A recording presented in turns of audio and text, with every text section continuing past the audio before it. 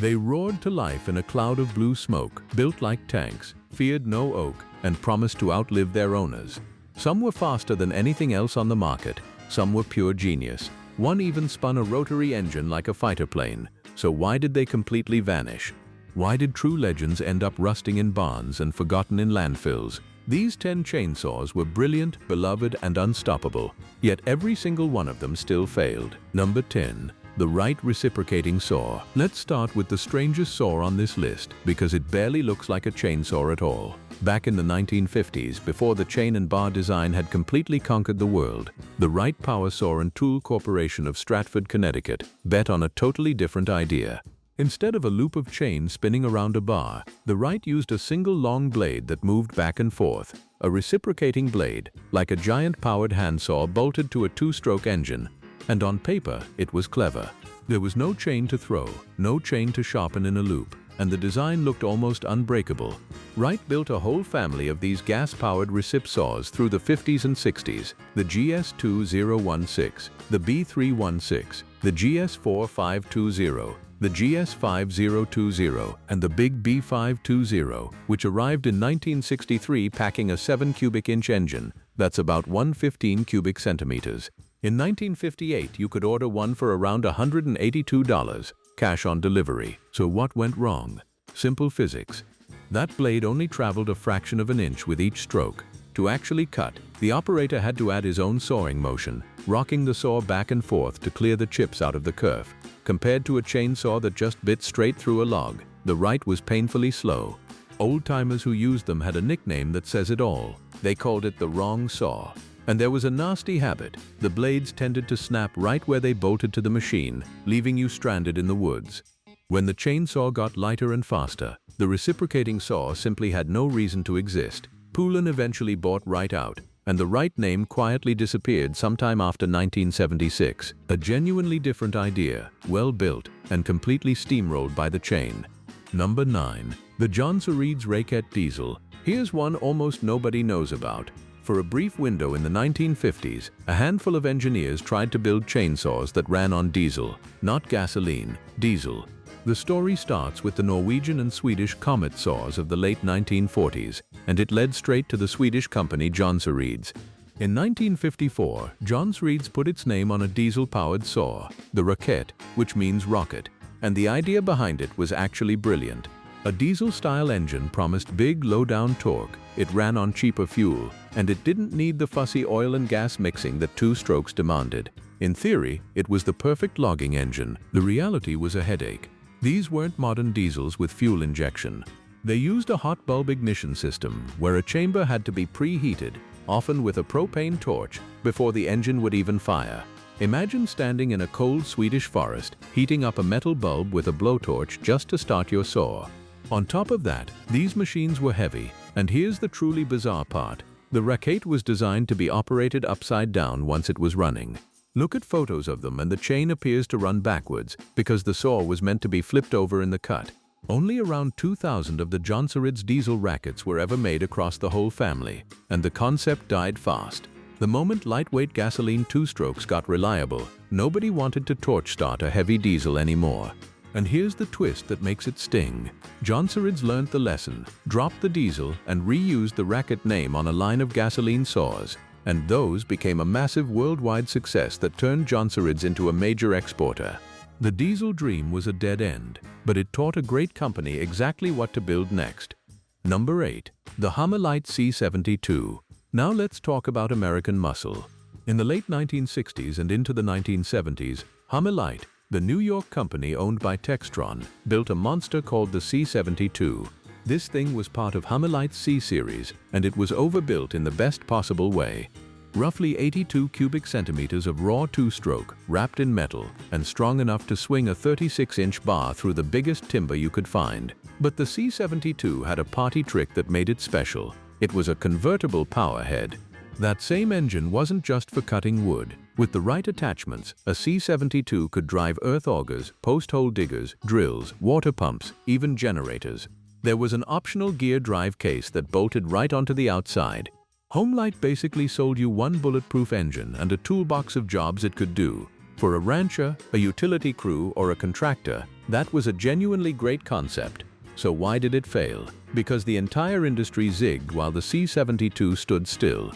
The 1970s became the decade of the lightweight saw. Buyers stopped wanting one giant do-everything powerhead and started wanting a saw they could run all day without their arms falling off, plus separate purpose-built tools for everything else. The big convertible iron felt like a dinosaur almost overnight. It was heavy, it was slow to handle, and the one machine for everything pitch lost to the right tool for each job. The Homelite brand itself tells the rest of the tale. Textron sold Homelite to John Deere in 1994. Deere bled money on it, and in 2001 it was offloaded again, after which Homelite faded into a budget big box brand, a shadow of the company that once built beasts like the C-72. Number 7. The McCulloch 170 Gear Drive. If you have ever lifted an old McCulloch 170, you already understand this entry. Collectors joke that running one will give you Popeye arms, because it is a genuinely huge, heavy chunk of a chainsaw from McCulloch's gear drive era in the early to mid-1960s. Here's the engineering. In a gear drive saw, the engine doesn't spin the chain sprocket directly. It runs through a gear reduction first. The payoff is enormous torque at the bar. A gear drive saw could grind through massive hardwood and just pull, chewing wood where a lighter saw would bog down and stall. For the men falling giant timber on the West Coast, that torque was everything, and McCulloch's big gear drives like the 170 were legends for it. The problem is right there in the description: enormous and heavy. All those gears added weight, added complexity, and added parts that could wear out. And while McCulloch was perfecting the gear drive giant, the whole industry was quietly moving to direct drive, engine straight to sprocket, far fewer parts, dramatically lighter. Direct drive saws with hotter, higher revving engines could produce serious chain speed without the weight penalty of a gearbox. Once direct drive matured, the math was brutal. Why haul around a back-breaking gear drive when a saw half the weight could do the same day's work? The gear drive era ended, and beasts like the 170 went from cutting-edge professional tools to collectors' curiosities almost within a decade. The 170 is the perfect symbol of a saw that was great at exactly the thing the market decided it no longer cared about. Raw torque lost to lightweight convenience, and this wouldn't be the last time McCulloch got caught on the wrong side of that trade. Number 6. The John Deere 50V. This one is a great saw that failed for a reason that has nothing to do with the saw itself, and everything to do with the company that badged it. In 1975, John Deere, yes, the green tractor people, put out a chainsaw called the 50V, a 44 cubic centimeter machine painted in Deere yellow, and by all accounts it was a good saw. Solid, reliable, easy to maintain, comfortable to run.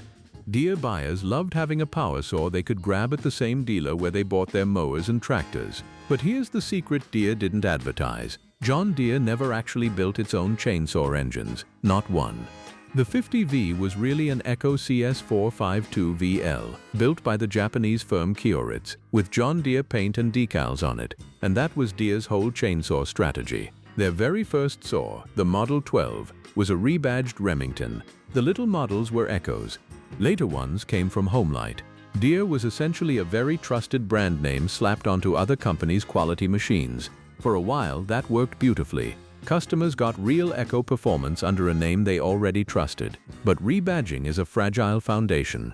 In 1994, Deere tried to go all in and actually bought the Homelite brand outright, and it turned into a financial disaster. Homelite reportedly lost around $70 million in the year 2000 alone. In 2001, John Deere threw in the towel, sold Homelite off, and walked away from the chainsaw business for good.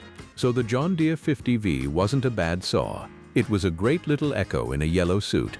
It failed because the company selling it never truly committed to being a chainsaw maker, and eventually decided the whole adventure wasn't worth it. Number 5. The Poulan 306A. You have almost certainly seen this chainsaw, even if you've never touched one, because it's a movie star. The Poulan 306A is the saw famously wielded in the 1974 film, The Texas Chainsaw Massacre.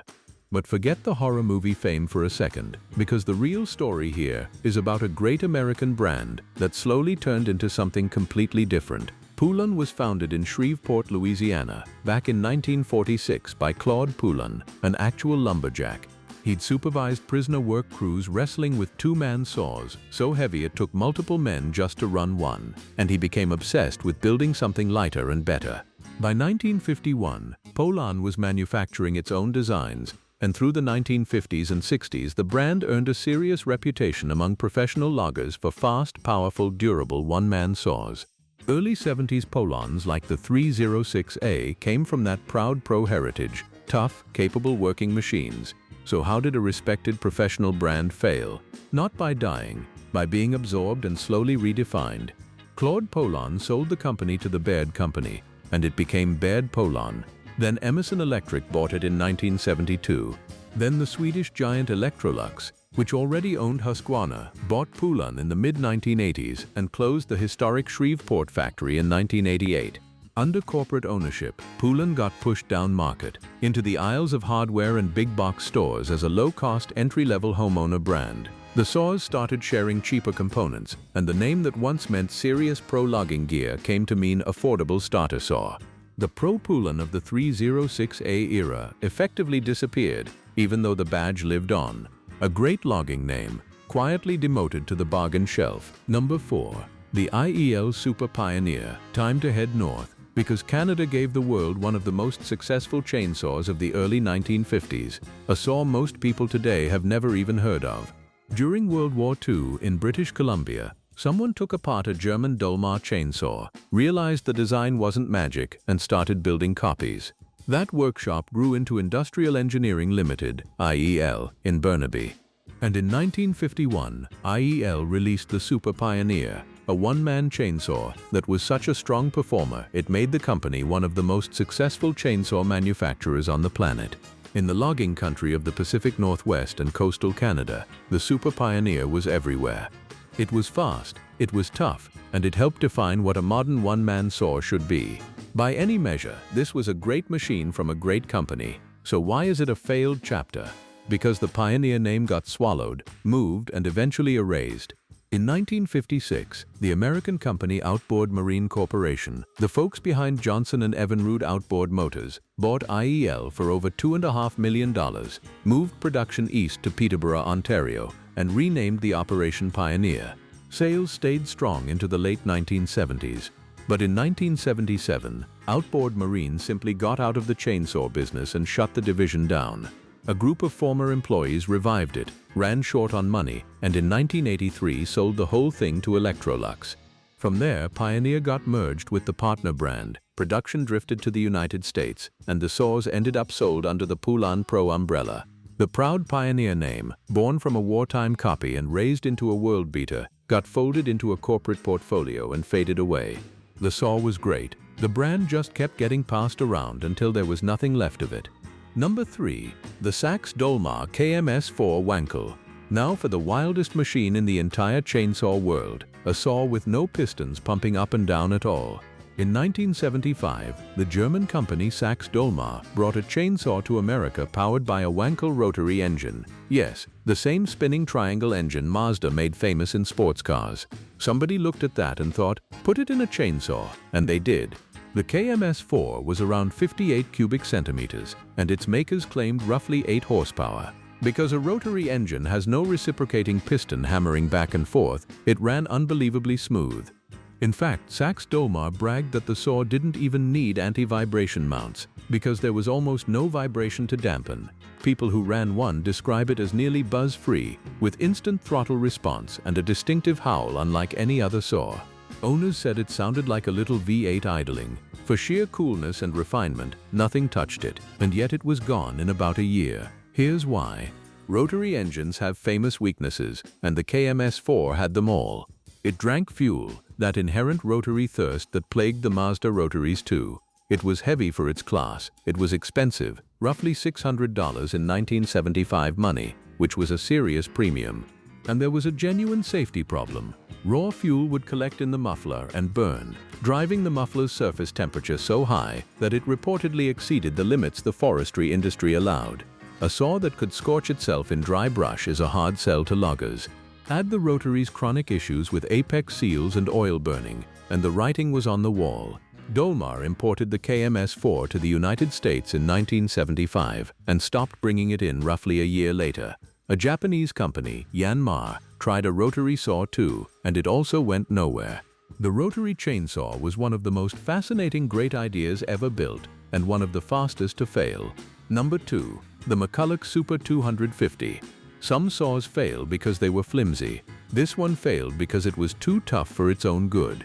The McCulloch Super 250 was introduced in 1970, an 87 cubic centimeter brute of a chainsaw, and it earned a reputation that any manufacturer would kill for. You simply could not break it. This was the saw rental yards handed out precisely because it was indestructible. Construction crews beat on them, abused them, ran them into the ground, and they kept running. It became the standard rental and job site saw for exactly that reason.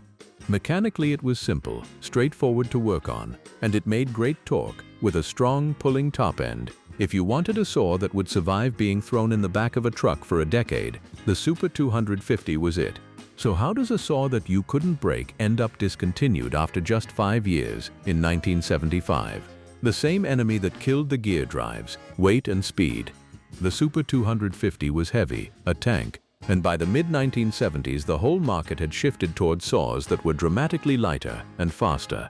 A new generation of pro saws could do a full day's cutting for a fraction of the fatigue, and they revved harder and cut quicker. Suddenly unbreakable but exhausting to carry wasn't a selling point anymore. It was a liability. The Super 250 didn't fail because it was bad. It failed because built like an anvil stopped being what buyers wanted. They wanted to work faster and hurt less at the end of the day, and no amount of legendary durability could compete with that. It's the ultimate example of a truly great saw that the market simply outgrew. Number 1. The fall of McCulloch. And that brings us to the biggest great but failed story in chainsaw history, because it's not just one saw. It's the collapse of the company that practically invented the modern American chainsaw. McCulloch was founded by Robert Paxton McCulloch in 1943, and it built its first chainsaw in 1948, the Model 549. For decades, McCulloch was the name. In the 1950s and 60s, their saws were everywhere. Loggers, landscapers, homeowners, famous for being powerful, innovative, and for the time, relatively light and affordable. This was the giant. This was the brand every other maker measured itself against. Then McCulloch tried to conquer the low end, and it slowly poisoned its own legend. Through the 1970s and 80s, the company pushed hard into cheap consumer saws, lines like the Little Mini-Mac and the Eager Beaver, inexpensive machines aimed at casual weekend users. There's nothing wrong with a budget saw, but as McCulloch chased volume, the aura of the professional powerhouse eroded. Meanwhile, Stihl and Husqvarna were building better, more advanced professional saws, and serious users drifted away. The corporate history reads like a slow-motion crash. Black & Decker bought McCulloch in 1974, then sold it off to a private group in 1984. As the 1990s brought tightening emissions regulations, McCulloch's older engine designs couldn't keep up, and the company reportedly stumbled through strategic missteps and legal fights on top of that. In January 1999, McCulloch Motors Corporation filed for Chapter 11 bankruptcy. The European division was sold to Husqvarna's parent, Electrolux, for around $33 million. That same year, the North American operations were sold to the Taiwanese firm Zhenfeng. And in 2008, Husqvarna finally reunited the pieces, meaning the great American icon ended up as just another brand name inside its old Swedish rival's portfolio. Think about that. The company that put a chainsaw in half the garages in America, reduced to a badge. Every saw on this list was great in its own way, but McCulloch is the ultimate lesson of this entire video. Being great is never enough. You have to keep being great at the thing the world wants next. And when McCulloch stopped, the giant fell. Which of these saws do you remember? And did I miss the one your grandfather swore by? Tell me in the comments, and if you enjoyed this, hit subscribe for more.